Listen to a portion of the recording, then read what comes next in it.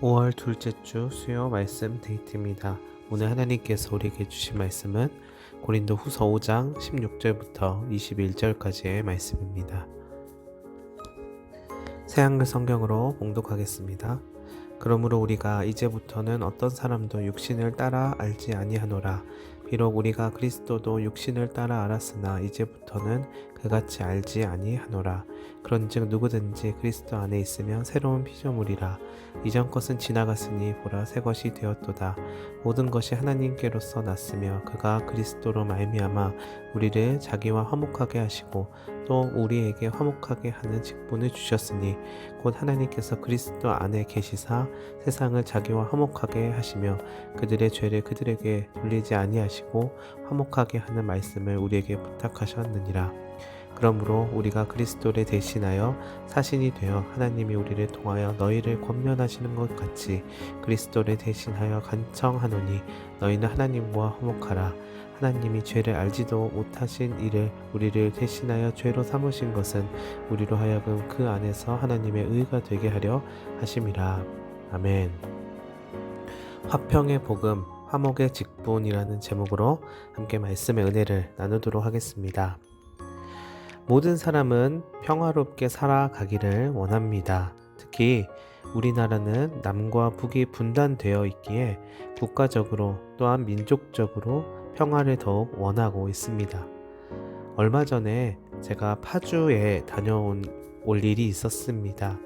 그리고 저 멀리서 북한이 보이는 것을 맑은 날씨 속에서 직접 보고 느낄 수 있었습니다. 분단이 되고 수없는 시간이 흘러서 현재 이르게 되었지만 이토록 가까운 거리에 있어도 차마 가지 못하는 오늘의 우리의 나라의 모습이 참으로 안타까웠습니다. 평화라고 하는 것, 다시 이어지고 무너졌던 것들, 절단됐던 것들이 다시금 회복되는 일이 얼마나 중요하고 또한 가치 있는 일인지, 그리고 또한 어려운 일인지 새삼 느끼는 경험을 하게 되었습니다.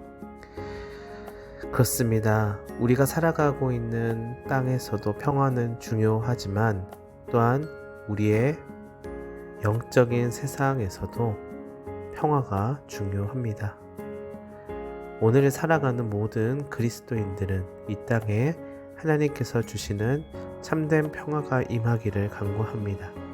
그리고 우리의 영적인 세계, 나의 내면과 우리의 세상과 각각 관계들 속에서도 우리는 평화를 지향하면서 살아갑니다. 우리는 흔히 평화를 이야기할 때 커다란 담론들을 생각하게 마련입니다. 민족적으로, 국가적으로 거대 담론을 이야기하지 않더라도 우리는 우리의 일상에서 크고 작은 평화들이 필요합니다.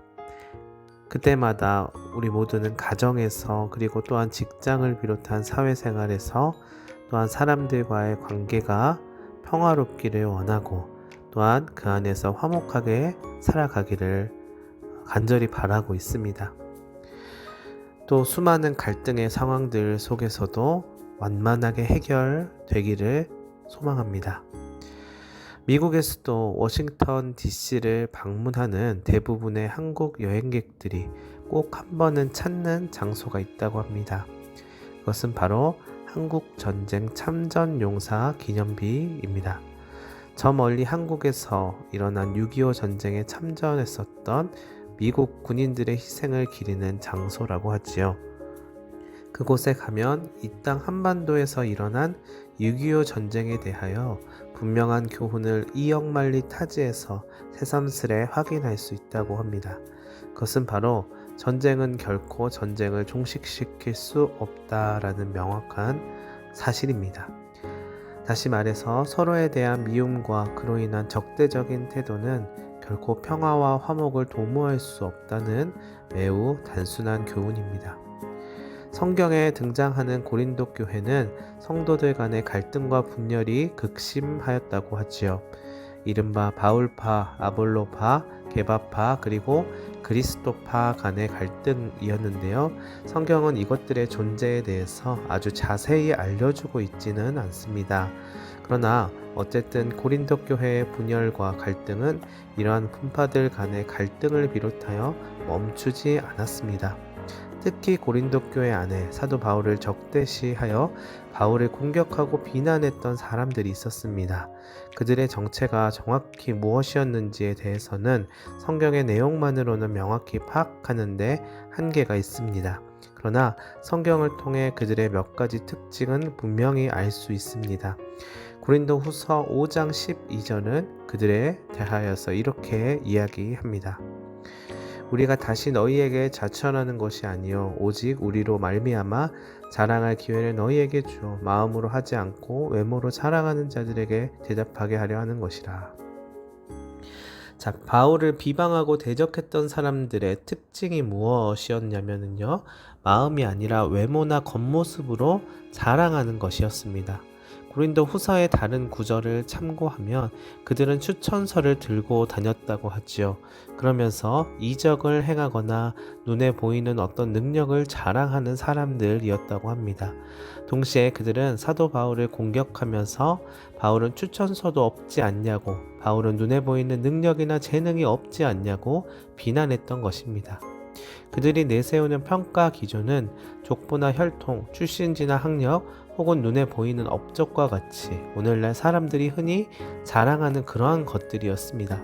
그런데 여러분, 사도 바울은 이러한 태도를 한마디로 표현하기를 육신을 따른 평가라고 단호히 말합니다. 그러므로 우리가 이제부터는 어떤 사람도 육신을 따라 알지 아니하노라, 이렇게 이야기하죠. 예수님을 믿어 구원받은 하나님의 자녀가 되면 우리의 삶에 일어나는 자연스러운 여러 가지 반응이 있습니다. 그 가운데 하나는 주변 사람들을 바라보는 평가의 기준이 달라진다는 것이에요. 바울의 표현을 빌리자면 예수님을 믿기 이전에는 우리도 육신을 따라 사람들을 평가하였습니다.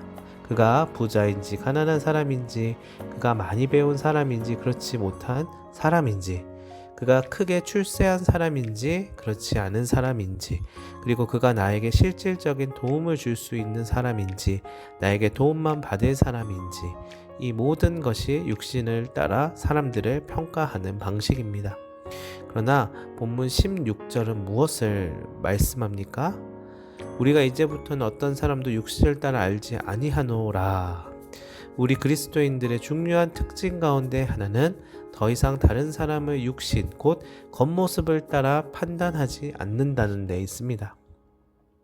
오늘 우리는 한 공동체 안에서 함께 모여 예배하고 신앙생활을 하고 있지요.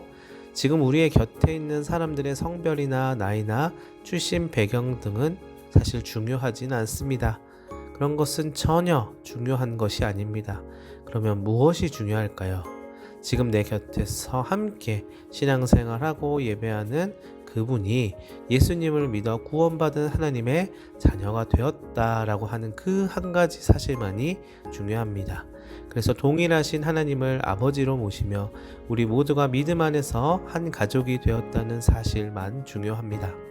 예수님을 믿음으로 말미암아 지금도 우리가 함께 예배하는 신앙 공동체를 형성하고 있다는 그 하나의 사실만 중요하게 여기는 것입니다. 한마디로 우리 그리스도인들은 내 곁에 있는 사람을 육신을 따라 판단하지 않고 오직 복음의 관점에서 바라봐야 한다라는 것이에요. 이것이 그리스도인의 마땅한 자세입니다. 사도 바울을 대적했던 사람들처럼 육신을 따라 누군가를 평가하면 그 안에서 갈등이 빚어지고 다툼이 일어납니다. 그러나 복음의 관점에서 서로를 바라보기 시작하면 믿음의 공동체에 화해가 일어나고 화평이 찾아옵니다. 이것은 교회도 마찬가지고요, 가정에서도 마찬가지입니다. 그러므로 여러분들이 주변 사람들과 갈등하지 않고 화목하게 지내기를 원하신다면 먼저 우리의 눈을 덮고 있는 육신의 관점이 벗어져야만 할 것입니다. 전쟁은 결코 전쟁을 종결시킬 수 없고 폭력이 폭력을 근절시킬 수 없는 것처럼 마찬가지로 육신의 관점으로 나의 주변 사람들을 바라보는 한 우리에게 일어나는 갈등과 다툼은 결코 종결되지 않습니다. 우리의 교회가 화평하고 우리의 가정이 화목하며 우리의 삶이 하나님의 샬롬으로 가득하기 위하여서는 먼저 우리가 가진 육신의 기준을 버려야 합니다. 나아가 복음이라는 새로운 평가 기준이 우리가 세상을 바라보는 렌즈가 되어야 할 것입니다. 바울의 대적자들은 육신의 관점으로 사람들을 평가했습니다. 그러나 사도 바울은 복음의 관점에서 성도들을 바라보았습니다.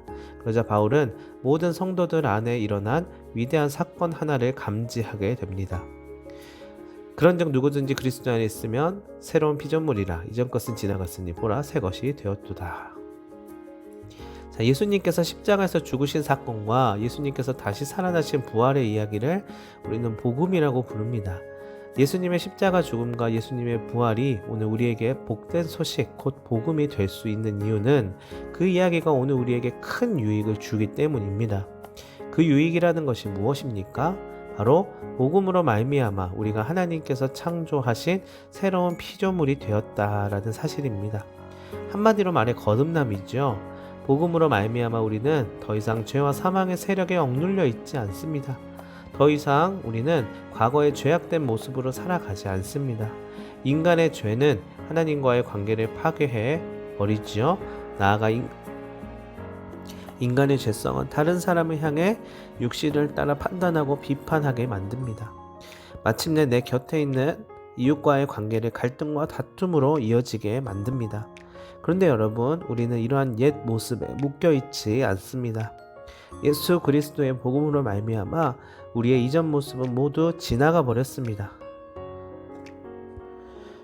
이전 것은 지나갔으니 보라 새 것이 되었다라고 하는 이 말씀을 통해서 이전과는 다른 새로운 피조물로서 더욱 하나님 안에서 복되게 살아가시는 여러분 되시기를 바랍니다. 더불어서 우리가 믿는 이 복음이 다름 아니라 화평의 복음이라는 것을 기억하면서 하나님께서 주신 이 화평의 사명을 더욱 귀히 이루어 나가실 수 있게 되기를 간절히 소망합니다. 기도하도록 하겠습니다. 하나님 아버지, 우리의 좁은 시야와 마음판으로는 하나님의 영광을 드러낼 수 없습니다. 우리의 부족한 죄악의 모습을 돌아보며 온전히 하나님으로부터 거듭나서 하나님의 복음을 경험한 자로서의 모습을 증거하게 하여 주시옵소서. 하나님의 평화와 온전케 하시는 은혜가 우리 가운데 넘치게 하여 주시옵소서. 감사하며 예수님의 이름으로 기도합니다. 아멘.